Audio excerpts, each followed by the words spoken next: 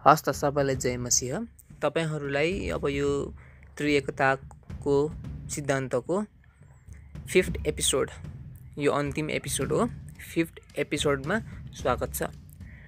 र अब हामीले अघिल्ला एपिसोडहरूमा मानवीय त्रुटिहरू के हुन्छन्, कसले यसको प्रतिरक्षा सुरु गरे हैन, अनि बाइबलीय आधारहरू हैन, साँच्चै बाइबलमा पिता पुत्र आत्माको विषयमा परमेश्वर एक हुनुहुन्छ र त्रिएक हुनुहुन्छ भन्ने विषयमा बाइबलले चाहिँ के भन्छ भन्ने कुराहरू पनि हेऱ्यौँ।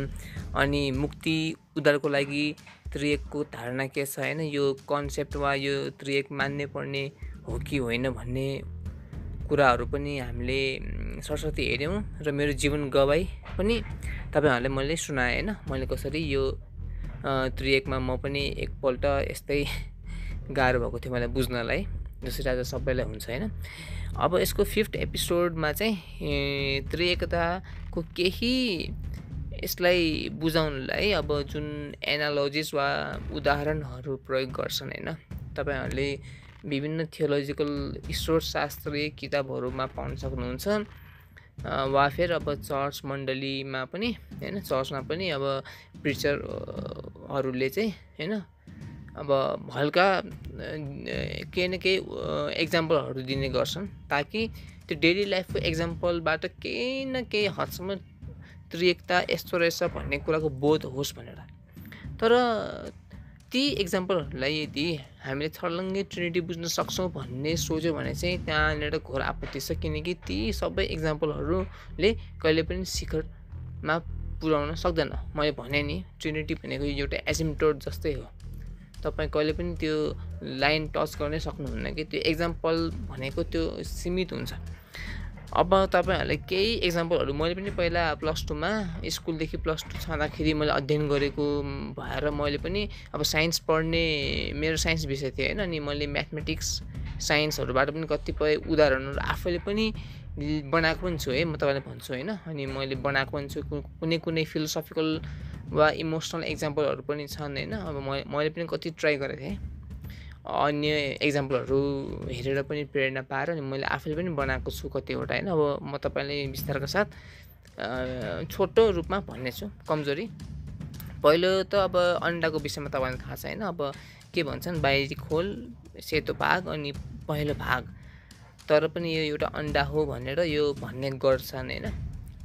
अब यसमा कुरा के भन्दाखेरि, त्यो भनेको कस्तो भन्दाखेरिमा बाहिरी खोल, भित्रको सेतो भागको र त्यो त्यसपछिको जुन पहिलो भाग छ हैन, योल्क हैन अन्डाको, तिनीहरू भनेको अन्डाका भागहरू हुन् के। तर पिता पुत्र पवित्र आत्मा चाहिँ अन्डाका भाग, परमेश्वरका भागहरू हुनुहुन्न है।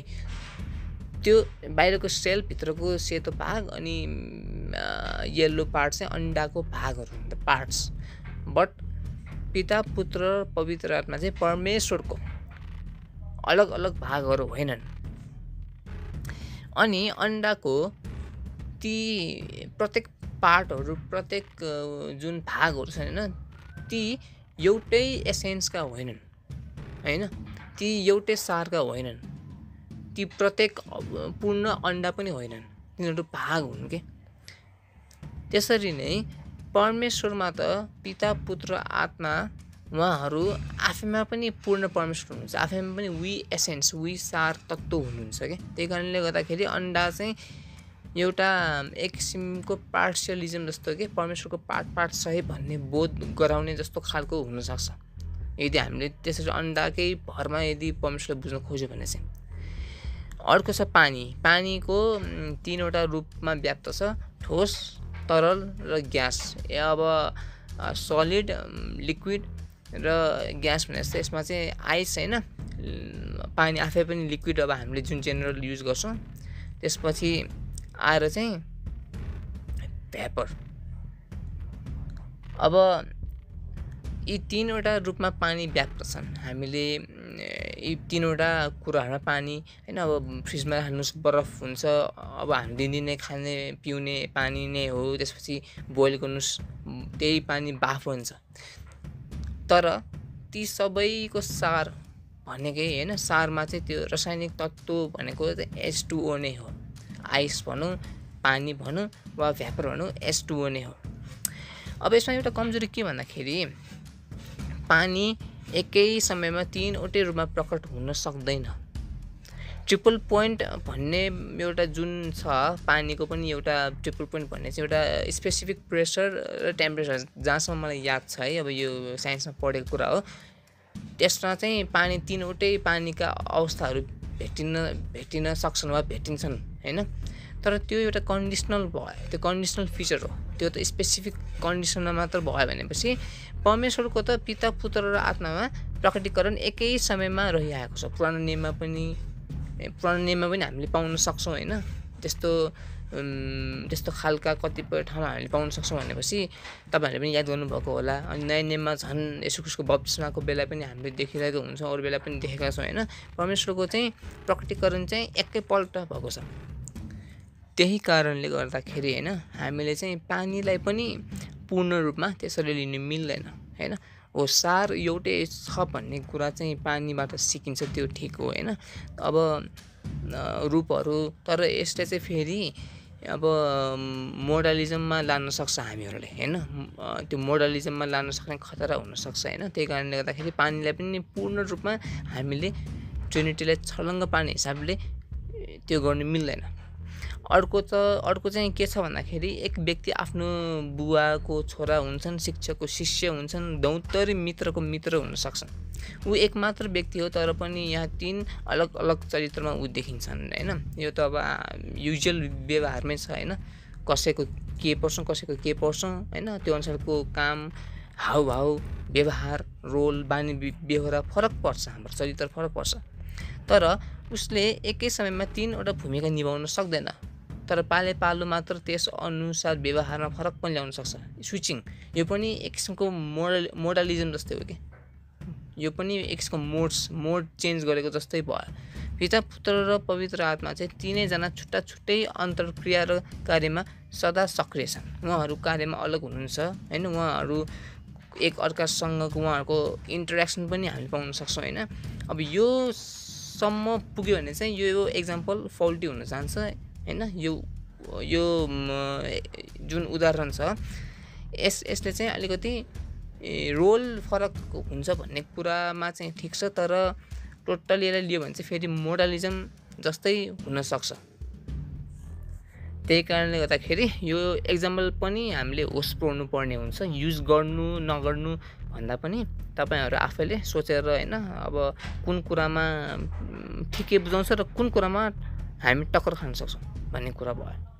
अब सूर्यको एक्जाम्पल एउटा छ, प्रतिबिम्ब हैन। सूर्यको प्रतिबिम्ब, सूर्यबाट आउने किरण र हामीले पाउने ताप, 3 पक्ष छन्, तर पनि यो एकै सार तत्त्व हो भन्ने एउटा एक्जाम्पल पनि छ। तर कमजोरी के भन्दाखेरि पिता पुत्र र आत्मा चाहिँ फेरि परमेश्वरका 3 पक्षहरू होइनन्। सूर्यको किरण र ताप आफैमा पूर्णतः सूर्य होइन।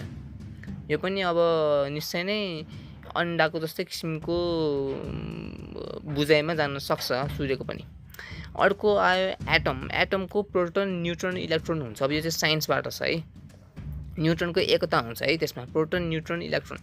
कमजोरी के भन्दाखेरि हर तत्त्वको एटममा प्रोटोन, न्युट्रोन र इलेक्ट्रोन नै हुन्छ भन्ने छैन। जस्तै कि हाइड्रोजन, मैले ड्युटेरियम र ट्रिटियमको बारेमा भनेको छैन, हाइड्रोजन मात्र भनेको छु है। हाइड्रोजनमा चाहिँ यो हुँदैन यस्तो। पिता पुत्र र आत्मा मध्ये एकजनालाई मात्र पनि इन्कार गरियो भने परमेश्वरको पहिचानमाथि गहिरो असर पर्न जान्छ। त्यही कारणले एटम पनि अब एकता हुन्छ हैन। प्रोटोन, न्युट्रोन, इलेक्ट्रोन एकताको रूपमा लिनु ठिक हुन्छ हैन, पिता पुत्र आत्माको एकता। तर अब यसमा त अब सधैँ एटममा 3वटै हुन्छ भन्ने छैन। तर हामी पिता पुत्र र आत्माले एउटाले निकाल्ने बित्तिकै सकेको कुरा, फेरि त्यहाँनिर ठुलो दुर्घटना हुन जान्छ। Okay, so parallel electric circuit हैन। प्यारलल इलेक्ट्रिक सर्किट नेपालीमा मलाई थाहा छैन यसलाई के भन्छ हैन। मैले आफैले बनाएको हो है, यो फिजिक्स +2 पढ्दाखेरि। यसमा भोल्टेज उही रहन्छ है। प्यारलल इलेक्ट्रिक सर्किटमा भोल्टेज उही रहन्छ, तर करेन्ट भन्ने फरक जान्छ के 3 तारहरूमा हैन। तर यसमा कमजोरी के भन्दाखेरिमा हैन, अब यो प्यारलल सर्किटमा चाहिँ भोल्टेज उही रहन्छ, करेन्ट फरक जान्छ भन्ने कुरा त गरेँ। अब सर्किटको कुल करेन्ट चाहिँ प्रत्येक तारबाट जाने करेन्टको जोड हुन्छ। यसमा योग हो त्यो हैन। समेसन हो। पिता पुत्र र आत्माको योग भएर कुल एउटा परमेश्वर हुने धारणा बाइबलको शिक्षासित मेल खाँदैन। यो चाहिँ फेरि मोडलिजम जस्तै भयो कि त्यो जिक्स पजल जस्तै तीनवटा जोडेपछि बल्ल परमेश्वर हुने भयो, त्यो चाहिँ होइन। फेरि त्यसरी पनि हामीले त्रिएकताले बुझ्न मिल्दैन। त्यही कारणले यहाँनिर पनि अलिकति ठेस खाने ठाउँ छ। अब अर्को एउटा दार्शनिक वा भावनात्मक एक्जाम्पल, घरमा विविध कोठाहरू हुन्छन् र प्रत्येक कोठा त्यसमा रहनेहरूका लागि एउटा घर जस्तै नै हो। कमजोरी के छ भन्दाखेरि यो भावनात्मकै हो व्याख्या होइन। अनि अन्डाको जस्तै यसको पनि कमजोरी छ। मेरो लागि मेरो कोठा त आफ्नै घर जस्तो भयो, तर त्यो भनेको एक किसिमको एउटा भावुक किसिमको वा दार्शनिक किसिमको वा त्यस्तै व्याख्या भयो भनौँ न। एउटा अन्डाको जस्तै भयो, किनकि त्यो त पार्ट हो नि होइन। त्यो त पार्ट्स हो नि त खासमा कोठाहरू त हो। त्यहाँनिर गाह्रो छ। अब ध्वनिको कुरा गरौँ है त। मैले प लिएँ। प एउटा ध्वनि हो, यसलाई व्यञ्जन भनिन्छ है। तर यसका 3 रूपहरू छन्। श्वास सहितको उच्चारण गर्ने फेन, PEN कलम फेन। अब अमेरिकन ब्रिटिसहरूको तपाईँले सुन्नुभयो भने त्यहाँनिर उनीहरूले पेन नभनेको फेन भनेको सुनिन्छ। त्यसलाई चाहिँ एस्पाइरेटेड प्रोनाउन्सिएसन भनिन्छ है। एस्पाइरेटेड भनिन्छ श्वास सहितको। अनि अर्को छ विस्फोटन रहित उच्चारण, जस्तै कि टप ठप TOP ठप भन्दाखेरि प टप प जस्तो हाम्रो जाने नि टप त्यो विस्फोटै गर्न मिल्दैन कि, यो चाहिँ साइलेन्समा गएर रोकिन्छ।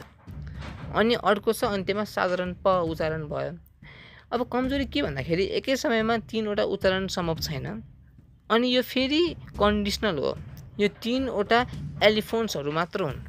पिता पुत्र र आत्मा एउटै परमेश्वरको प्रकटीकरण हो होइन, बिना कुनै शर्त र अवस्था। यहाँ कुनै कन्डिसनल छैन है परमेश्वरमा चाहिँ। नत्र यसले मोडलिजम नै त्यो मोडमा लाने गर्छ, मोडलिजमकै मोडमा। अर्को छ गणितीय सिद्धान्त होइन। अब यो इङ्ग्लिसमा चाहिँ छ, नेपालीमा अलिकति थाहा छैन।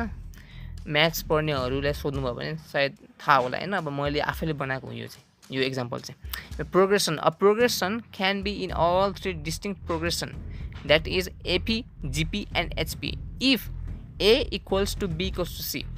Yet the progression is 1 and A, B and C in it are equal. Likewise, Father, Son and Holy Spirit are equal though distinct but is one God.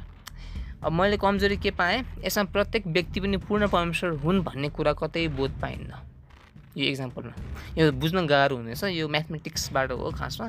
Maths पढ्नेले सायद बुझ्न सक्ला होइन। मैले आफैले बनाएको चाहिँ हो। यो चाहिँ +2 पछि होला सायद मैले पढ्दाखेरि बनाएको थिएँ। अर्को चाहिँ आधुनिक सेल वा स्मार्टफोन कहिले क्यामेराको रूपमा काम गर्छ, कहिले कम्प्युटरको रूपमा, त कहिले फोनको रूपमा काम गर्छ। अब यसमा कमजोरी पनि एकै समयमा अलग अलग कार्य हुन सक्दैन, तर परमेश्वरका 3 व्यक्तिहरूका अलग अलग कार्य छन् यसमा भयो। भौतिक विज्ञान, अब न्युटन बाबाको त नाम थाहा होला सबैलाई होइन। न्युटन जीको नाम न्युटनको फर्स्ट ल चाहिँ डेफिनेसन अफ फोर्स हो। सेकेन्ड ल चाहिँ मेजरमेन्ट अफ द्याट फोर्स हो। अनि थर्ड ल चाहिँ प्रोपर्टी अफ द फोर्स हो है। फर्स्ट, सेकेन्ड र थर्ड ल। Yet first and third law are derived from second law. Likewise, Jesus, who is Son of God, revealed God the Father and granted the coming of Spirit for those who accept and receive Him. In this way, one can understand God and can experience Him through His Spirit. है यो एउटा भौतिक विज्ञानको विषय भयो। यहाँ जसरी यहाँ सेकेन्ड फोर्स नै एउटा केन्द्रबिन्दु जस्तो भएको छ हैन। अब फर्स्ट ल चाहिँ definition of force, second law चाहिँ मेजरमेन्ट अफ द्याट फोर्स, अनि third law is property of that force. अनि first and third laws are derive from second law भनेको छ। भने सेकेन्ड ललाई चाहिँ एउटा केन्द्रबिन्दु माने जस्तै अब येशू ख्रीष्टले चाहिँ परमेश्वर पितालाई प्रकट गर्नुभयो, अनि येशू ख्रीष्टले नै अनि पवित्र आत्मा आउनुहुनेछ भन्नुभयो हैन। अनि पवित्र आत्माले चाहिँ उहाँलाई नै प्रतिनिधित्व गर्नुहुनेछ भन्नुभयो नि। त्यसको बेसिसमा मैले यो एउटा त्यो आइबीको इन्ट्रान्स दिइसकेपछि एउटा दिन्छ क्या कलेजहरूको एडभर्टाइजमेन्टको एउटा मैले भेटाएको थिएँ हैन। त्यसमा चाहिँ यो थियो, अनि हेर्ने बित्तिकै मलाई मनमा आएकोले मैले यो टिपेको, मैले आफैले बनाएको हो हैन। अनि यसमा कमजोरी के छ भन्दाखेरि त्रिएकतामा सम्बन्धको जगमा बोध गराउन चाहिँ यो ठिक होला, किनकि ट्रिनिटी भनेको रिलेसनल हो हैन, यो एउटा रिलेसनसिपको बारेमा हो।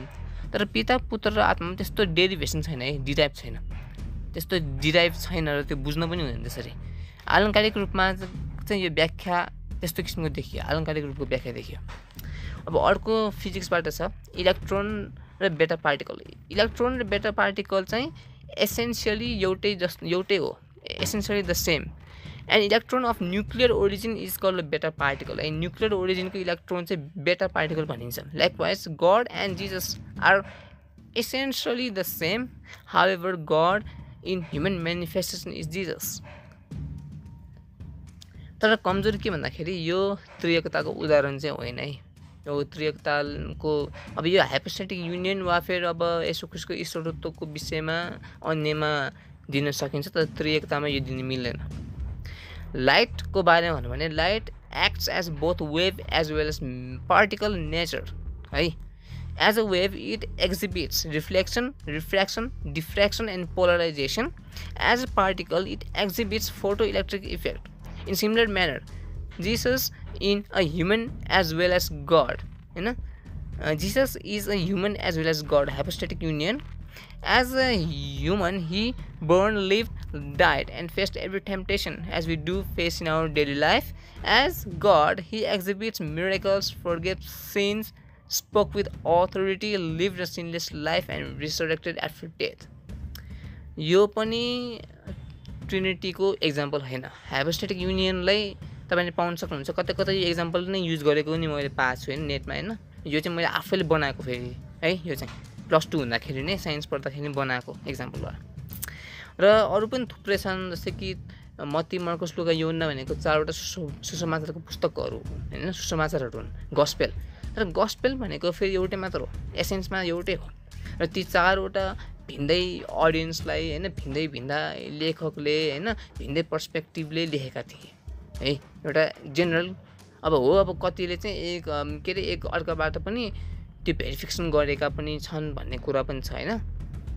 अब त्यो कुरा छुट्टै हो होइन।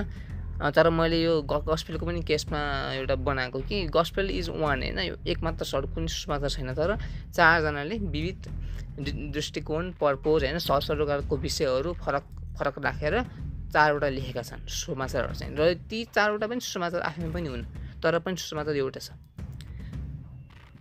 अनि अब यो अन्तिममा आउँदाखेरि यी त केही उदाहरण र तिनका कमजोरीहरू मात्र हुन्। र निश्चय नै हामीले त्रिएकताले कुनै पनि किसिमको उदाहरणले छर्लङ्ग पार्न सक्दैनौँ भन्ने कुरा बुझ्नु आवश्यक छ र अरूले पनि बुझाउनुपर्छ। तर यति पक्का छ कि रोमी 1:20 जुन जेनरल रेभलेसनको बारेमा छ, त्यसले भने चाहिँ उहाँबारे केही हदसम्म हामी प्राकृतिक उदाहरणबाट पनि जान्न सक्छौँ। हो, यो त जम्मै प्राकृतिक कुराहरूबाट त हामीले उदाहरण लिएको हो नि त खासमा। र अड्कल लगाउन सक्छौँ, तर पुरा भर भने पढ्न सक्दैनौँ। परमेश्वरको विषयमा बुझाउनलाई पुरा भर भन्ने यी कुराहरू हामी कहिले पढ्न सक्दैनौँ। हस् त, मेरो अब ट्रिनिटीको एपिसोडहरू यहीँ खत्तम हुन्छ। आशा छ तपाईँलाई मैले धेरै कुराहरू बेसिक लेभलमा चाहिँ बुझाएको छु। तपाईँहरू अझै अध्ययन गर्नुहोस् होइन।